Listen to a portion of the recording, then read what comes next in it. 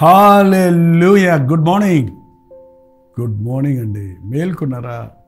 ఆదివారం అండి, అందుకే పడుకున్నారా? అయ్యో, ఆదివారం విశ్రాంతి దినం అంటే నిద్రపోవడానికి కాదండి, దేవుని యందు విశ్రమించటానికి, ఆయన నీడలో ఆనందించటానికి. రండి మరి దేవుని మందిరాలకు వెళదాం, దేవుని సన్నిధిలో ఆనందంగా గడుపుదాం. లోక పనులు వదిలిపెట్టి, లోక సమస్యలు వదిలిపెట్టి, దేవుని సన్నిధిలో పరిశుద్ధాత్మయందలి ఆనందంతో ఈరోజంతా గడుపుతాం. చిన్న ప్రార్థన. పరిశుద్ధుల నీకు మొదలులయ్యా, పునరుద్ధానపు దినము ఒక ప్రత్యేకమైన దినముగా ఎంచి నీ ఆవరణలో చేరి నిన్ను ఆరాధించుకున్నటకు, నిన్ను స్తుతించుటకు మాకు సహాయం చేయమని క్రీస్తునామంలో అడుగుచున్నాను తండ్రి. ఆమేన్. ప్రతి ఆదివారం మందిరాలకు వెళ్ళటం అనేది ఒక నియమముగా పెట్టుకోవాలండి మనం. It's not an option. వెళ్తే వెళ్తాను, లేకపోతే లేదు. కుదిరితే వెళ్తాను, లేకపోతే లేదు. డ్యూటీ లేకపోతే వెళ్తాను, అనుకూలమైతే వెళ్తాను అని తలంపు తీసేయాలండి. ఏది ఏమైనా యేసయ్య సన్నిధిలో ఆదివారం నాడు నేను ఉండాలి అని మీరు ఒక నిర్ణయం చేసుకోండి. ప్రభు దినము ప్రతిష్ఠ దినమని మీరు నిర్ణయించుకుంటే అది మనోహర దినమని ఘనంగా ఆచరించాలని, దేవునితో సమయం గడపాలని, దేవుణ్ణి ఘనపరిచి ఎన్ని పనులున్న పక్కన పెట్టి ప్రభు సన్నిధికి మీరు పరిగెడితే, ప్రభు అన్నాడు, మిమ్మల్ని దేశం యొక్క ఉన్నతమైన స్థలంలో నేను నిలుపుతాను, నిన్ను దీవిస్తాను, నువ్వు చేయనిదంతా సఫలమైనట్లుగా చేస్తాను. మనకెవరు చెప్పక్కర్లేదండి, మందిరానికి వెళ్ళావా, బయలుదేరు అని చెప్పక్కర్లేదు. మన యొక్క మనసులోకి వెళ్ళిపోవాలన్నమాట. ఇవాళ ఆదివారమా, ఇది ఒక గొప్ప పండుగ దినం. నాకు 6 రోజులు ఉద్యోగాలకు వెళ్ళాం, లోకంలో పనులు చేసుకున్నాం. ఈరోజు దేవుని సన్నిధిలోకి వెళదాం, దేవుని బిడ్డలతో కలుద్దాం, దేవుని సన్నిధిలో సేద తీర్చుకుందాం, ఆయన సన్నిధిలో ఆనందిద్దామనే ఆశ మనకి రావాలి.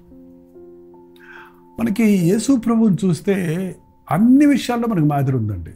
ప్రభు మందిరాలకు వెళ్ళారా అని అడిగితే ఆయన వాడుక చొప్పున, లేక ఆ క్రమ పద్ధతిలో, ఆయన 12 ఏళ్ల బాలుడు ఉన్నప్పుడు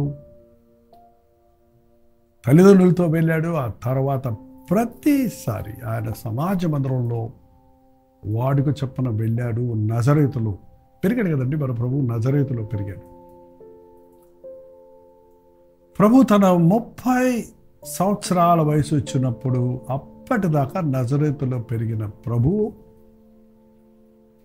బాప్తిసం పొంది యోర్దాను నదిలో 40 రోజులు 40 రాత్రులు శోధించబడి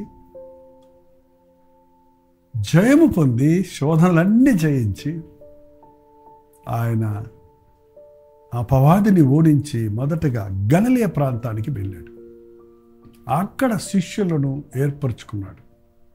అక్కడ నుండి అలాగూ ఆయన కాలినడకన, లూకా సువార్త 4వ అధ్యాయం చూసినట్లయితే 14వ వచనం దగ్గర చదువుతున్నాను వినండి. అప్పుడు యేసు ఆత్మబలముతో గలిలయకు తిరిగి వెళ్ళాను. ఆయనను గురించిన సమాచారం ఆ ప్రదేశం అంతటా వ్యాపించను. ఆయన అందరి చేత ఘనత నుండి వారి సమాజ మందిరములలో బోధించుచూ వచ్చను. తరువాత ఆయన తాను పెరిగిన నజరేతుకు వచ్చను. తన వాడుక చొప్పున విశ్రాంతి దినమందు సమాజ మందిరంలోనికి వెళ్ళి, వాడుక చొప్పున అంటే అలవాటు అని అర్థం కాదు, క్రమం ఆ పద్ధతి ప్రకారంగా ఆయన ఎప్పుడూ వెళ్తుండేవాడు అన్నమాట. ఏదో పండగ వచ్చినప్పుడు కాదు, అప్పుడప్పుడు కాదు. ఆ నజరేతులో, ఆ సమాజ మందిరంలో ఆయన 12 ఏళ్ల బాలుడి నుంచి తల్లిదండ్రులకు లోబడి, తల్లిదండ్రులతో ఉండి నజరేతులో పెరిగిన ఆ కాలమంతా ఆయన సమాజ మందిరంలోనికి వెళ్ళటం, అక్కడ ఆధ్యాత్మికంగా ధర్మశాస్త్రాన్ని పఠించటం, ఆలకించటం, ధ్యానించటం చూస్తున్నాం. ఇప్పుడు 30 సంవత్సరాల తర్వాత బాప్తిసం పొందాక ఆయన ఇప్పుడు యథావిధిగా మళ్ళీ తాను చిన్నప్పుడు పెరిగిన ఆ మందిరంలోనికి వెళ్ళాడు. అవును, మీరు చిన్నప్పుడు సండే స్కూల్కి వెళ్ళిన మందిరాలు మీకు ఏమైనా గుర్తున్నాయా? మీరు చిన్నప్పుడు మీ సండే స్కూల్ టీచర్స్ నేర్పించిన వాక్యాలు, పాటలు మీకు ఏమైనా గుర్తున్నాయా?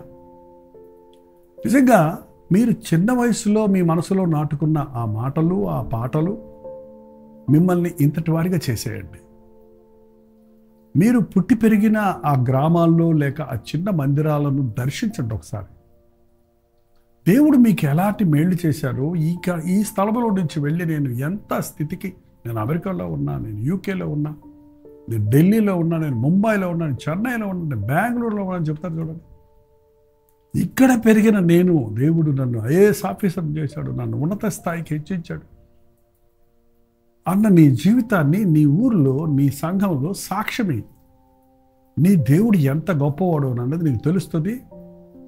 నీవు ఎక్కడి నుంచి వచ్చావు అన్నది నువ్వు గుర్తుపెట్టుకోగలుగుతావు. ఎంత గొప్పవాడైనా ప్రభువు తను తగ్గించుకోవడం చూస్తున్నామండి. అప్పటికే ఆయన ప్రసిద్ధి చెందాడు. అనేకులు ఆయన్ని ఇన్వైట్ చేస్తున్నారు.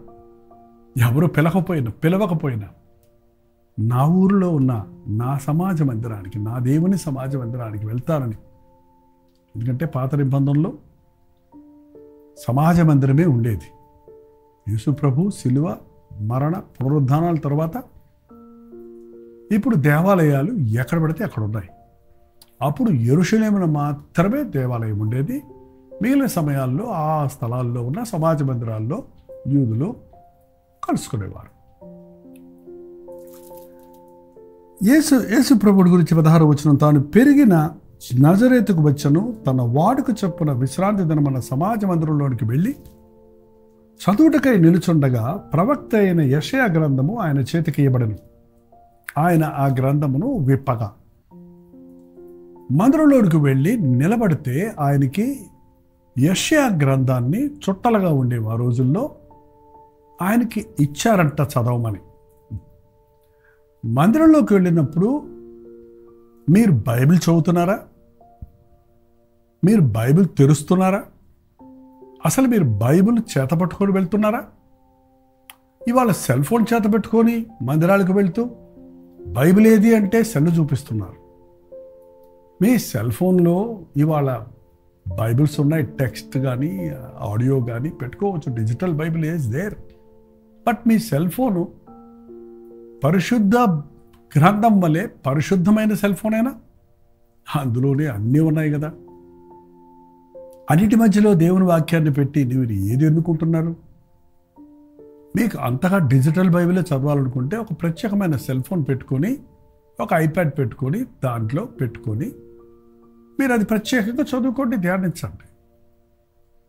ప్రతి వాడి చేతిలో బైబిల్ ఉండాలి అని నేర్పించారు దైవజనుడు భక్త సింగ్ గారు. బైబిల్ మన చేతుల్లో లేకపోతే పాపం మన దగ్గర ఉంటుంది అని నేర్పించాడు డిఎల్ మూడి.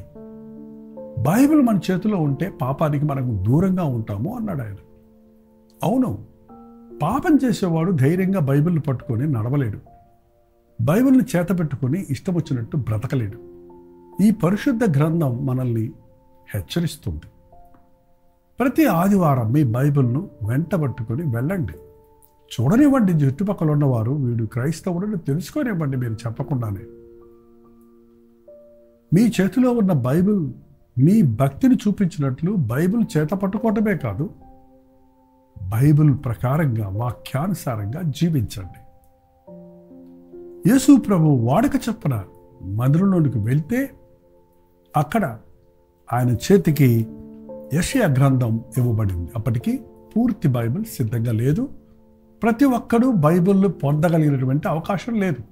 ఈ రోజున ప్రతి ఒక్కరు బైబిల్ కొనుక్కోవచ్చు. సాధారణమైన వెలకే అందరికీ అందుబాటులో ఉన్నట్టుగా బైబిల్ సొసైటీ వారు తీర్మానించుకొని అనేక భాషలు, అన్ని భాషల వారికి బైబిల్ అందడానికి దేవుని ప్రణాళిక చొప్పున ఏర్పాటు చేశారు.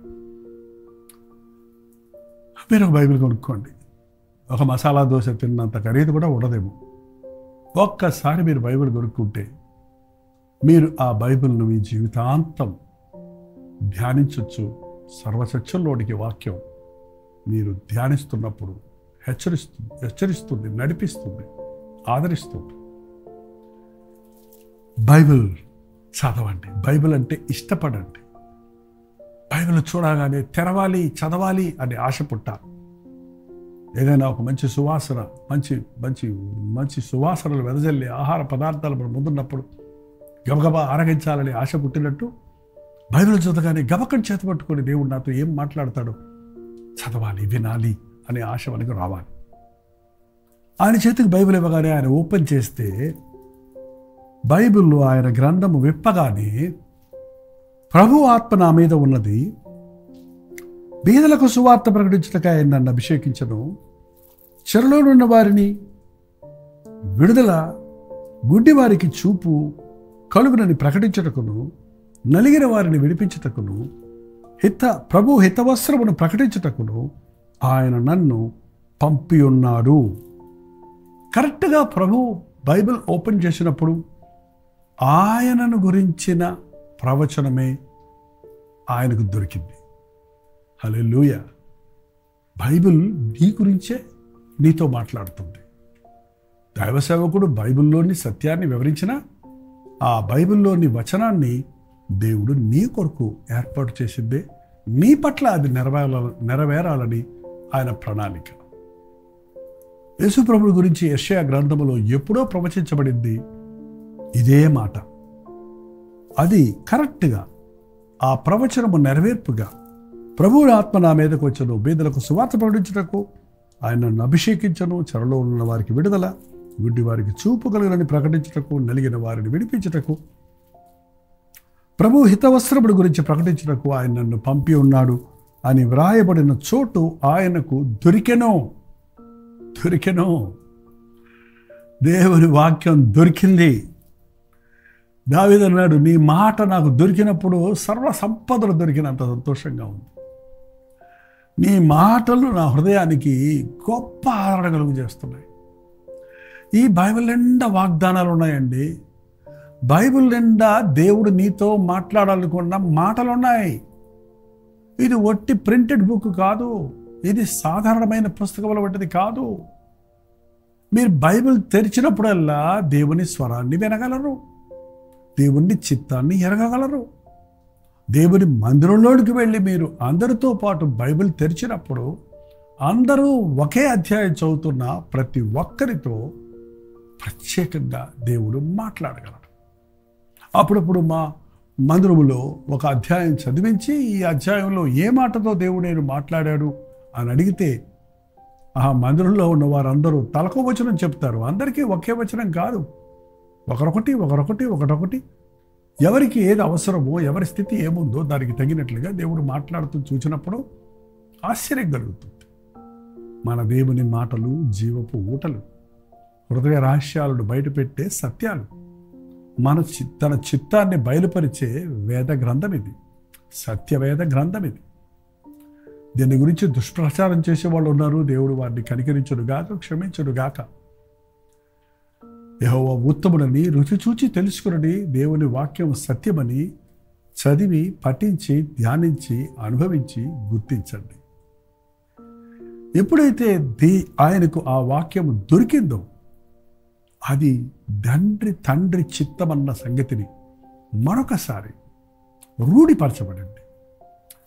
ఆదివారం నాడు దేవుని మందిరంలోకి వెళ్ళి ప్రతి ఆదివారం ఈరోజు నాకు ఏ మాట దొరుకుతుంది దేవుడి దగ్గర నుండి, ఒక పొక్కిసలు దొరుకుతుంది, ఒక వాగ్దానం దొరుకుతుంది, ఒక హెచ్చరిక దొరుకుతుంది, ఒక నిర్ణయం దొరుకుతుంది, ఒక నడిపింపు దొరుకుతుంది అన్న ఆశతో దేవుని మందిరాలకు వెళ్ళండి. పర్వాలేదు, పాస్టర్ గారు ఏ అధ్యాయం తీసినా, ఏ వాక్యం చెప్పినా నీతో పరిశుద్ధాత్ముడు మాట్లాడతాడు, దేవుడు నీతో ముఖాముఖిగా మాట్లాడతాడని విశ్వాసంతో వెళ్ళి మందిరంలో దేవుని వాక్యాన్ని చదవండి, ఆలకించండి. అక్షరాల ఆ వాగ్దానాలు, ఆ యొక్క విషయాలు మీ పట్ల నెరవేరుతాయి. దేవుని వాగ్దానములను నమ్మండి. అక్షరాల ప్రభు అదే చేశాడు. బేదలకు సువార్త ప్రకటించాడు, చెరలో ఉన్న వారిని, బంధించబడిన వారిని విడిపించాడు, గుడ్డి వారి కన్నులు తెరిచాడు, నలిగిన వారిని, కృంగిన వారిని క్షమించి ఆదరించాడు. హితవస్త్ర దినము, నిర్ణయ కాలాన్ని గురించి ప్రకటించాడు. పరిశుద్ధ లేఖనాలు ప్రతి ఒక్కరితో ప్రతిసారి మాట్లాడుతూనే ఉన్నాయి. నా మాట అగ్ని వంటిది కాదా, బండలను పగలగొట్టు సుత్తి వంటిది కాదా అన్న ప్రభువు మాటలు మన హృదయాలలోని చెత్తను దహిస్తాయి, మన మొండి బండ గుండెలను బద్దలగొడతాయి.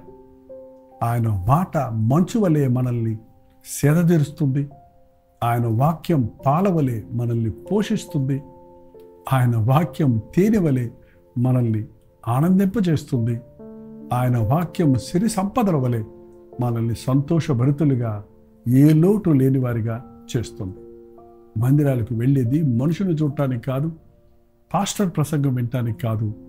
ప్రభు అయిన యేసు తాను మందిరంలోనికి వెళ్ళినప్పుడు తనకు దొరికిన ఆ వాక్కు ఎలాగూ ఆయన పట్ల నెరవేరిందో, అలాగూ దేవుని వాక్యము ఏది నా పట్ల, ఆయన చిత్తము ఏది అని తెలుసుకొనుటకు, ఆయన వాక్య సత్యము మనలో నెరవేరుటకు దేవుని మందిరాలకు వెళదాం.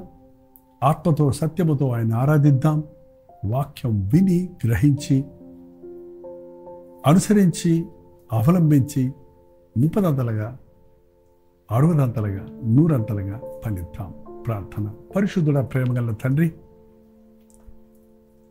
నీ మందిరంలోనికి వెళ్ళినప్పుడు నీ మాట కొరకు కనిపెట్టుకునేవారిగా, నీ వాగ్దానాలు పొంది ఆదరించబడేవారిగా, ఆ వాగ్దానాల నెరవేర్పు కొరకు నీ సన్నిధిలో ప్రార్థించేవారిగా, నీ మనసులో ఉన్న ప్రణాళికలు మా పట్ల నెరవేరినట్లుగా మమ్మల్ని మేము అర్పించుకొని నిన్ను ఆరాధించుకునేవారిగా, నీవు మమ్మల్ని ఎందు నిమిత్తమై తల్లి గర్భంలో ఉన్నప్పుడు ఏర్పరచుకున్నావో ఆ తలంపులన్నీ మేము గ్రహించుకున్నట్లు మా మనోనేత్రాలు తెరవబడినట్లుగా తోటి విశ్వాసులతో చేరి ప్రార్థించుటకు, ఆరాధించుటకు, నిన్ను స్తుతించుటకు, నీ గొప్ప ప్రణాళికలను ఎరిగి ఆ రీతిగా జీవించుటకు మా ఒక్కొక్కరికి సహాయం చేయమని క్రీస్తు నామములో అడుగుచున్నాను తండ్రి. ఆమేన్. తండ్రి అయిన దేవుని యొక్క ప్రేమయు, కుమారుడైన క్రీస్తు యొక్క కృపయు, ఆదరణకర్త అయిన పరిశుద్ధాత్మ యొక్క సహవాసమును కూడి వచ్చిన మనందరికీ ఇప్పుడు సదాకాలము తోడయుండును గాక. ఆమేన్. దేవుని స్తోత్రం. మీ ప్రార్థన అవసరతల భాగాలు 954041 నెంబర్కి, ఇతర దేశాల్లో ఉంటే 91001008 నెంబర్కి తెలియజేస్తూనే ఉండండి. మేము ప్రార్థిస్తూనే ఉన్నాం. మీరు మీ మందిరాలకు వెళ్ళండి, ఆన్లైన్లో చూసుకొని సంతోషపడద్దు. దేవుని మందిరాలకు వెళ్ళి సంపూర్ణ దీవెన పొందండి. కల్వరి చర్చిలో జరిగే ఆరాధనలు మీకు లైవ్ ఇస్తున్నాం. మీ మధ్య కొందరు దూరదేశంలో ఉన్నవారు, ఆరాధనలు లేనివారు, తెలుగు ఆరాధన లేని ఇతర రాష్ట్రాల్లో ఉన్నవారు, వారి మేలు కొరకు, వారి అవసరత కొరకు లైవ్ ఇస్తున్నాం. మీరు కూడా మీ అనుకూలతను బట్టి మీ మందిరాలకు మొదట వెళ్ళండి. మీ తీరిక సమయంలో దినమంతా దేవుణ్ణి ఆదివారం ఆయన వాక్యం వినడం, ధ్యానించడం మనకి ఎంతో మేలు కనుక మీకు అనుకూలమైన సమయంలో వాక్యాలు వినండి. మధ్యాహ్నం 3 గంటల హెచ్చరిక, అలాగే రాత్రి 9 గంటల కల్వరి ప్రతి దూరంలో మళ్ళీ కలుసుకుందాం. అంతవరకు దేవుని మహాకృప మీకు తోడైనది గాక.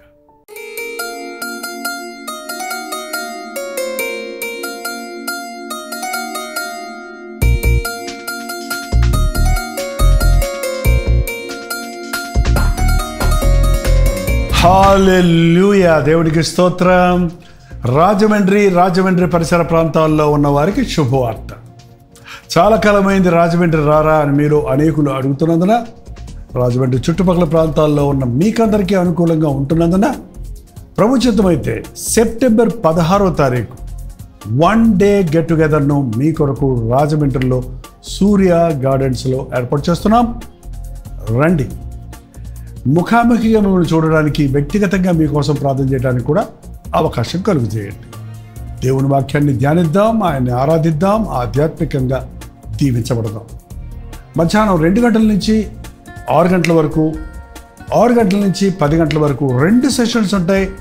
మీరు 2 సెషన్లో ఉండగలిగితే చాలా సంతోషం. లేక ఏది మీకు అనుకూలమో ఆ సెషన్కు హాజరై ఆధ్యాత్మికంగా ఉజ్జీవించబడండి.